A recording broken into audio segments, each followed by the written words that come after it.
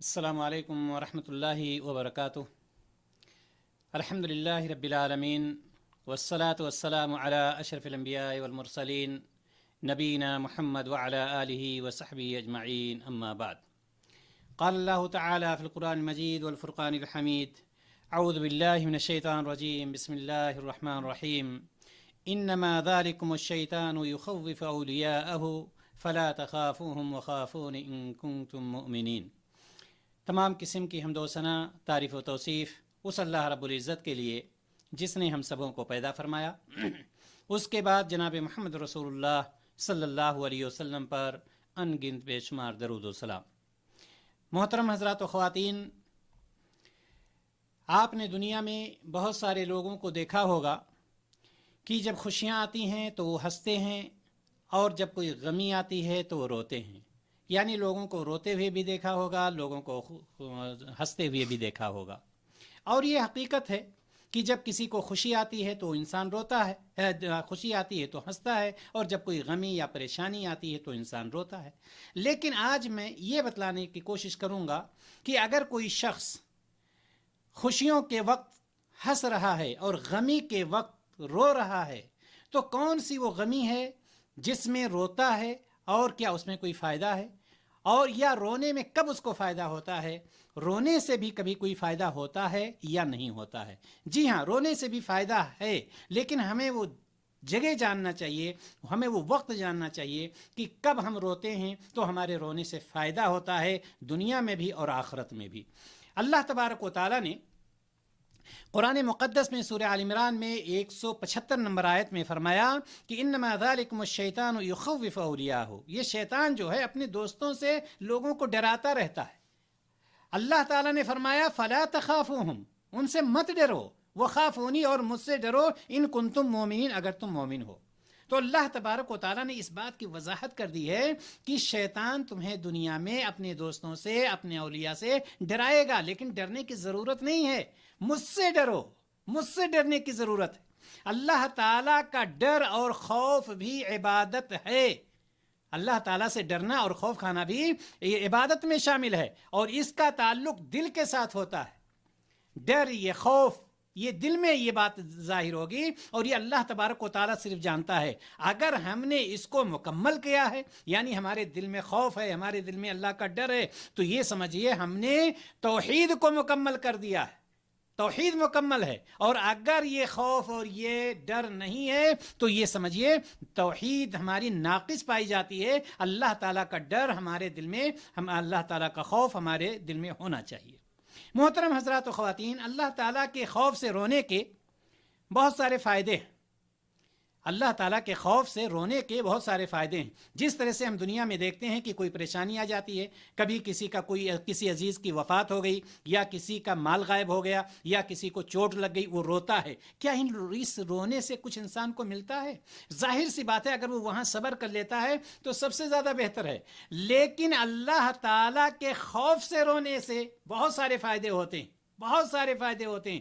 سورۃ الاسراء میں اللہ تبارک و تعالیٰ نے ایک جگہ پر ارشاد فرمایا وَيَخِرُّونَ لِلْأَذْقَانِ يَبْكُونَ وَيَزِيدُهُمْ خُشُوعًا، اور وہ ٹھوڑیوں کے بل سجدے میں گر کر روتے ہیں، سجدے میں چلے جاتے ہیں اور گر کر وہ روتے ہیں اللہ تبارک و تعالی، اور قرآن ان کے خشوع کو اور زیادہ بڑھا دیتا ہے۔ یعنی جتنا وہ روتے ہیں تو اللہ تبارک و تعالی ان کے خشوع کو بڑھا دیتا ہے، ان کے اندر خشوع اور خضوع زیادہ پائی جاتی ہے۔ لیکن ہے کیا خشوع؟ سجدے میں گر کر رونے سے اللہ تعالیٰ خشوع کو بڑھا دیتا ہے۔ کیا مطلب ہے؟ مطلب مراد اس سے کیا ہے؟ نماز میں خشوع اور خضوع سے مراد دل اللہ کے خوف سے تڑپ اٹھے، دل جو ہے اللہ تعالیٰ کے خوف سے تڑپ اٹھے، اور اس میں اللہ کے سوا کوئی چیز باقی نہ رہے، یہ ہوتا ہے خشوع۔ اور اگر اس حالت کو آپ کو جاننا ہے، مزید اس کی وضاحت ہے، تو آئیے چلتے ہیں نبی کریم صلی اللہ علیہ وسلم کی حدیث کی طرف۔ حضرت مطرف رضی اللہ تعالی عنہ اپنے والد ماجد سے بیان فرماتے ہیں کہ میں نے نبی کریم صلی اللہ علیہ وسلم کو نماز پڑھتے ہوئے دیکھا۔ کون کہتے ہیں؟ حضرت مطرف کہ میں نے اپنے نبی کریم صلی اللہ علیہ وسلم کو نماز پڑھتے ہوئے دیکھا، وفی صدرہ عزیز کعزیز الرحى من البکا، اور نبی کریم صلی اللہ علیہ وسلم کے سینے مبارک سے رونے کی آواز اس طرح سے آ رہی تھی، رونے کی آواز اس طرح سے نکل رہی تھی جیسے چکی کے چلنے کی آواز آتی ہے۔ کبھی ہم نے اپنی زندگی میں ایسی نماز پڑھی ہے کہ ہم نماز پڑھ رہے تھے اور ہمارے دل میں خشوع اور خضوع اتنا آ گیا کہ ہمارے سینے سے رونے کی آواز نکلنے لگی، لوگوں نے سن لیا ہو یا ہماری آواز ہی ہماری کانوں ہی نے سنا ہو؟ یہ ہے خشوع۔ جب اللہ تبارک و تعالیٰ کے خوف سے کوئی روتا ہے تو اللہ تبارک و تعالیٰ اس کے اندر خشوع اور خضوع پیدا کر دیتا ہے۔ اللہ اکبر، یہ خشوع ہے، اس کو خشوع کہتے ہیں۔ اور حضرت ابو ہریرہ رضی اللہ تعالیٰ عنہ بیان کرتے ہیں کہ جس طرح سے نبی کریم صلی اللہ علیہ وسلم نے رونے کے فائدے بیان کیے ہیں، رونے سے کیا فائدہ ہوگا انسان کا؟ جو اللہ تعالیٰ کے خوف سے روتا ہے، مال کے غائب ہونے سے نہیں، نقصان ہونے سے نہیں، کسی عزیز کے بچھڑنے سے نہیں، اللہ تعالیٰ کے خوف سے۔ اللہ کے رسول صلی اللہ علیہ وسلم نے فرمایا لا یلج النار رجل بکا من خشیت اللہ، وہ شخص جہنم میں جائے گا ہی نہیں جو اللہ تعالیٰ کے ڈر سے رویا ہوگا، وہ شخص جہنم میں نہیں جا سکتا ہے جس نے جو اللہ تعالیٰ کے ڈر سے رویا۔ حتی یعود اللبن فی الضرع، یہاں تک کہ دودھ تھن میں واپس ہو جائے، دودھ تھن میں کبھی واپس نہیں ہو سکتا ہے۔ اسی طرح سے نبی کریم صلی اللہ علیہ وسلم نے ارشاد فرمایا کہ وہ شخص جہنم میں جا ہی نہیں سکتا ہے۔ محترم حضرات و خواتین، کہنے کا مطلب یہ ہے کہ اللہ تعالیٰ کے خوف سے رونے کے جو فائدے ہیں بہت ہی زیادہ فائدے ہیں، اور اللہ تعالیٰ نے کیا کیا انعامات تیار کر رکھے ہیں۔ ایک شخص کے لیے ہم دنیا میں روتے ہیں، یا ہم مال و دولت کے غائب ہونے سے روتے ہیں، نقصان ہو جانے سے ہم روتے، لیکن کیا ہم اللہ تعالیٰ کے خوف سے بھی روتے ہیں؟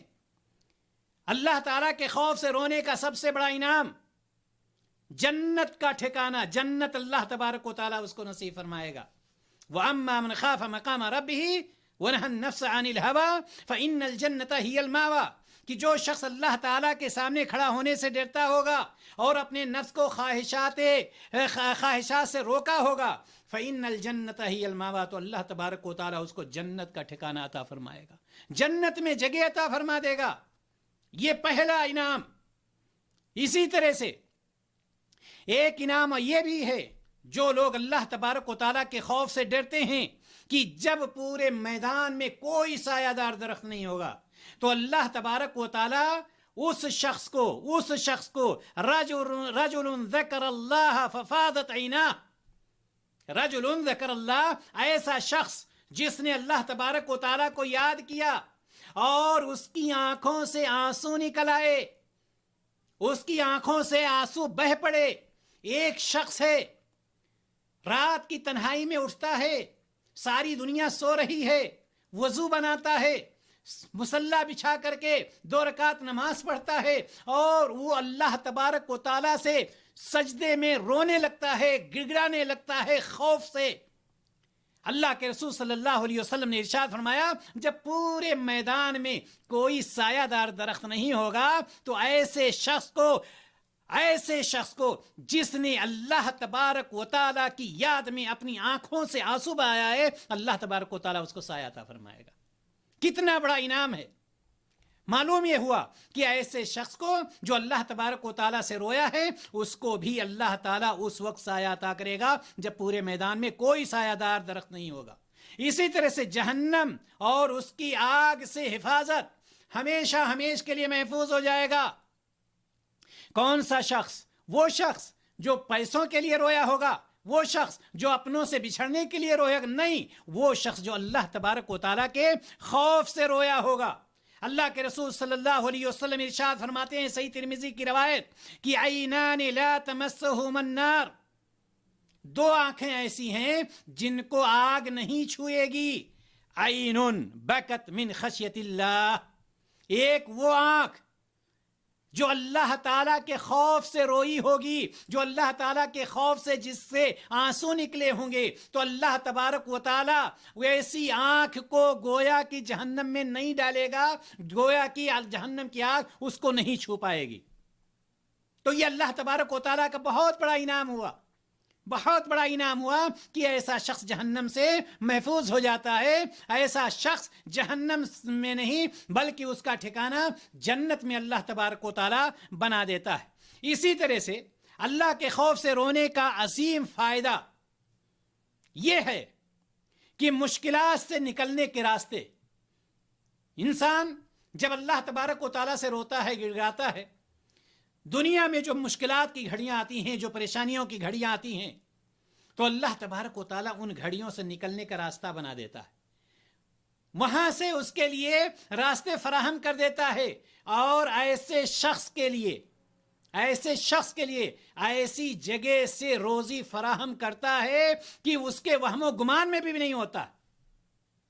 جو شخص اللہ تبارک و تعالیٰ سے ڈرتا ہے، وَمَن يَتَّقِ اللَّهَ يَجْعَل لَّهُ مَخْرَجًا وَيَرْزُقْهُ مِنْ حَيْثُ لَا يَحْتَسِبُ، کہ جب اللہ تبارک و تعالیٰ سے کوئی ڈر رکھتا ہے، اللہ تعالیٰ کا خوف اپنے دلوں میں بٹھائے رہتا ہے، تو اس کے لیے ساری پریشانیوں کے راستے نکال دیتا ہے، ساری پریشانیاں اس کے لیے آسان ہو جاتی ہیں۔ کوئی بھی گھڑی آئے، اس گھڑی سے نکلنے کا اللہ تبارک و تعالیٰ راستہ پیدا کر دیتا ہے۔ وَيَرْزُقْهُ مِنْ حَيْثُ لَا يَحْتَسِبُ، اور اس کو ایسی جگہوں سے روزی عطا فرماتا ہے کہ اس کے وہم و گمان میں بھی یہ چیز نہیں ہوتی ہے۔ اسی طرح سے محترم حضرات و خواتین، رونے والے کے کاموں میں اللہ تبارک و تعالیٰ آسانیاں عطا فرما دیتا ہے۔